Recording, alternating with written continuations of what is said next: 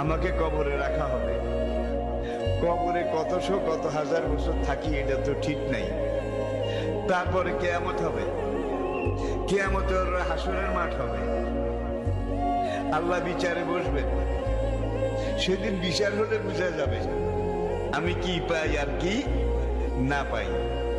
তাহলে হাসরের বিচারের পরে বোধহয় আপনার পাওয়া না পাওয়া শুরু হবে নাকি? কালা রাসূলুল্লাহ সাল্লাল্লাহু আলাইহি ওয়াসাল্লাম মান মাতা কামাত আলাইহি কিয়ামাতুন। যে লোকটা মরে যায়, রুহটা বের হয়ে যাওয়ার সঙ্গে সঙ্গে তার কিয়ামত শুরু হয়ে যায়।